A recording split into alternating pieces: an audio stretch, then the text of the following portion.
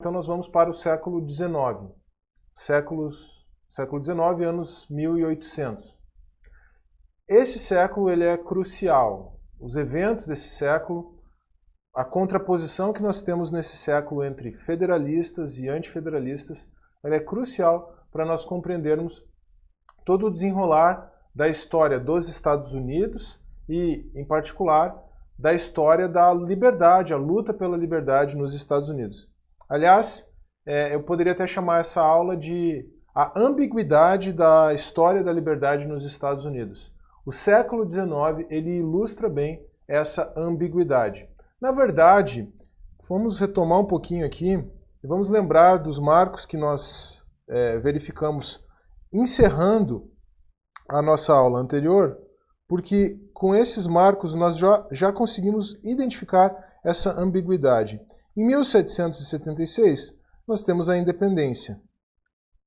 A independência é um grande brado de liberdade, é um grande marco da vitória da ideia de liberdade individual, da ideia de governo local, da ideia de independência e autonomia.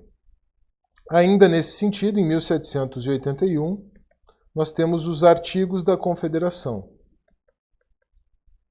Ou seja, um governo, um sistema de governo bastante descentralizado.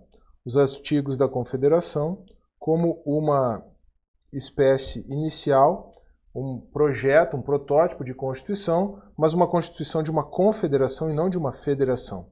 Em 1787, nós temos a Constituição. E a Constituição americana, ela representa uma resposta federalista, uma vitória do coletivismo sobre o indivíduo, uma vitória do governo central sobre governos locais e sobre a autonomia individual. Em 1791, nós temos a resposta antifederalista com o Bill of Rights, as 10 primeiras emendas da Constituição americana. E em 1803, o ponto no qual nós iremos começar o nosso estudo, nós temos o caso Marbury versus Madison. E esse, como eu mencionei, será o nosso ponto de início do estudo. O caso Marbury versus Madison, uma vitória dos federalistas. Bom, para nós entendermos um pouco melhor isso, eu preciso apresentar um pouquinho do pensamento federalista, né? Falar a respeito dos Federalist Papers, que são essa coletânea de artigos que foram escritos ao povo do estado de Nova York por Madison, Jay e Hamilton, justificando a ratificação da Constituição. A Constituição já tinha sido elaborada, mas ela precisava ser ratificada, e ela foi ratificada pela Convenção da Filadélfia em 1787. Mas antes disso, então, Madison, Jay e Hamilton escreveram uma coletânea de artigos, vários artigos, né, foram reunidos nessa coletânea, eles escreveram vários artigos no jornal, justificando para o povo do estado de Nova York por que deveria ser ratificada aquela Constituição. Constituição que, como nós vimos, marca o surgimento da União, marca o modelo federalista contra o antifederalismo. A ideia de separação de poderes tipicamente americana, que é diferente da separação de poderes francesa, a ideia de separação de poderes tipicamente americana, que é o modelo de freios e contrapesos, ou checks and balances, como ensinaram os federalistas, ela pressupõe uma dose de interferência de um poder sobre o outro. O ponto culminante dessa dose de interferência de um poder sobre o outro é o controle de constitucionalidade das leis pelo Poder Judiciário, o Judicial Review, o que no Brasil nós chamamos de controle difuso de constitucionalidade.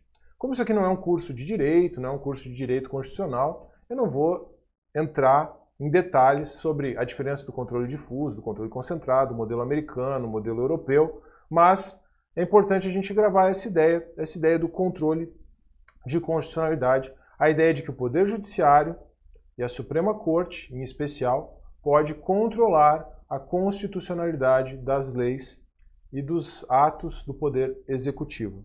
Isso é o que ficou consagrado, essa doutrina federalista foi consagrada na decisão, no precedente do caso Marbury versus Madison. Mas para nós entendermos o pano de fundo do caso Marbury versus Madison, nós temos que relembrar que havia esse embate constante entre federalistas e antifederalistas. E aí, então, em 1800, exatamente no começo aqui do nosso século XIX, John Adams, que era um federalista, entrega o seu mandato para Thomas Jefferson, o grande antifederalista. Então, em 1800, Thomas Jefferson assume a presidência, ou ganha as eleições para a presidência dos Estados Unidos, assumindo o governo em 1801. E o Jefferson foi reeleito, então o Jefferson governa de 1801 até 1809. Acontece que os federalistas perderam as eleições, mas eles arrumaram um cavalo de Troia, vamos dizer assim, para os antifederalistas. O que aconteceu? O John Adams nomeou uma série de autoridades antes de encerrar o seu mandato. Dentre eles, um juiz de paz chamado Marbury. O Marbury, então, foi nomeado, foi indicado como juiz de paz, mas não tomou posse no cargo. A posse ficou para o ano seguinte. A posse do Marbury como juiz de paz, indicação do John Adams, presidente federalista, ficou para o ano seguinte, ficou para o governo do Thomas Jefferson. Jefferson, o secretário de Estado do Thomas Jefferson, uma espécie de chefe da Casa Civil lá nos Estados Unidos, o secretário de Estado do Thomas Jefferson era o Madison. Então é por isso que o caso é Marbury versus Madison. O Marbury, um juiz de paz indicado pelo John Adams, um juiz de paz federalista, indicado por um presidente federalista, ajuizou uma ação contra um governo agora antifederalista, representado pelo seu secretário de Estado, o Madison. Esse Madison é o mesmo que escreveu os Federalist Papers lá, do Madison, Jay e Hamilton, Mas política é assim, uma hora o cara está de um lado, outra hora ele está do outro, Acontece. Acontece no Brasil, acontecia nos Estados Unidos também.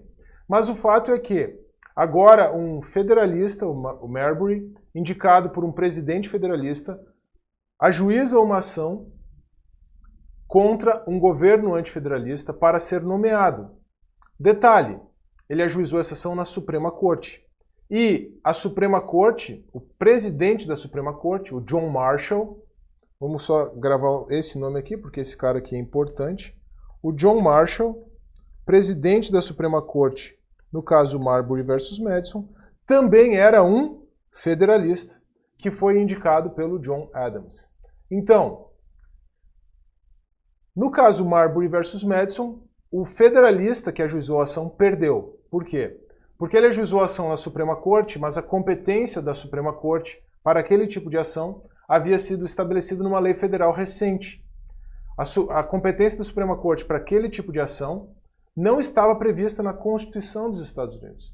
E a partir dessa contraposição entre uma lei federal estabelecendo competência para a Suprema Corte e as competências da Suprema Corte previstas na Constituição dos Estados Unidos, é que o John Marshall afirmou a teoria da supremacia da Constituição, e mais do que isso, o John Marshall, em 1803, consagrou a tese federalista do Judicial Review. Esse foi um trunfo que os federalistas guardaram na manga para se opor pela via judicial ao governo do Thomas Jefferson, ao governo antifederalista, durante toda a primeira década do século XIX. E é muito interessante isso, porque ao fazer uma análise crítica, primeiro quando a gente vê o pano de fundo desse julgamento, a gente percebe que o que há por trás disso é uma clara motivação política, é um embate de duas correntes políticas bastante diferentes. A primeira, o antifederalismo, que ficou derrotada nesse caso. A derrota do caso concreto foi de um federalista, O Marbury não teve a sua ação julgada pela Suprema Corte.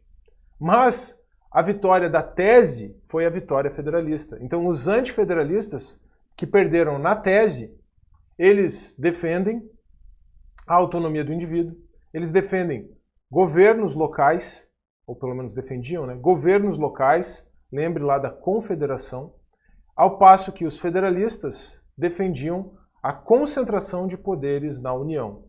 E de lá para cá, o que se tem é uma crescente concentração de poderes na União, nos Estados Unidos. Isso é verificado no século XIX, isso é verificado também no século XX e no século XXI, como nós iremos ver a respeito do século XX na nossa próxima aula.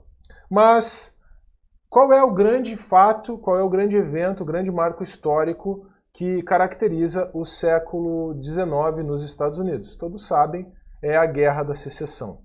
A Guerra da Secessão é uma guerra do Norte contra o Sul. E aqui nós vemos essa grande ambiguidade da história da liberdade nos Estados Unidos. Por quê? Porque de um lado nós temos o Norte federalista.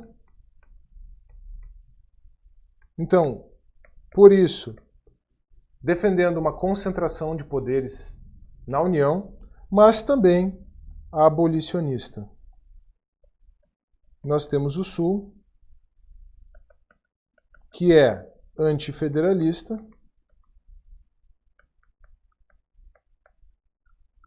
mas que, por outro lado, era, como nós sabemos, escravagista. Então, essa é a grande ambiguidade que nós temos, especialmente a propósito dos antifederalistas e dos jeffersonianos. Eles eram defensores da liberdade individual, nós vimos o Bill of Rights. Eles eram defensores de governos descentralizados, de governos locais, mas eles eram violadores da liberdade individual dos negros. Eles eram escravagistas. E essa é a grande mancha da história de defesa da liberdade. Esse foi o grande trunfo dos federalistas contra os antifederalistas. Essa foi, inclusive, a narrativa construída em torno da Revolução ou da Guerra da Secessão da década de 60 do século XIX. Mas é muito interessante, porque nós temos alguns pensadores que são nortistas e que são abolicionistas que demonstram não só essas ambiguidades ou essas contradições do Sul, como eu mencionei, mas havia as contradições do Norte também. Então, vamos começar com um autor chamado Henry David Thoreau. O Thoreau tem uma obra bastante conhecida hoje, que é A Desobediência Civil, e essa obra é uma coletânea de artigos, na verdade uma coletânea de discursos dele, nos quais ele denuncia as incoerências do Norte, em particular, e da nação americana em geral, mas a partir de duas abordagens. A primeira é a guerra contra o México. Ora, nós não somos a nação da liberdade, nós não viemos aqui buscando liberdade individual, autonomia, por que é que nós estamos então travando uma guerra contra um outro povo, uma outra nação, suprimindo a liberdade individual deles? Então, a guerra contra o México foi um ponto crucial do pensamento do Thoreau, foi um ponto crucial, fundamental, da construção do pensamento do Thoreau, e o outro ponto foi a Lei do Escravo Fugitivo. A Lei do Escravo Fugitivo foi uma lei aprovada pela União, que contou com a chancela do Norte, então, que estabelecia que escravos fugitivos do Sul que fossem capturados no Norte deveriam ser restituídos aos seus senhores. O Thoreau dizia assim, olha, vocês do Norte aqui se dizem abolicionistas, mas devolvem os escravos para os sulistas. Essa é uma grande incoerência.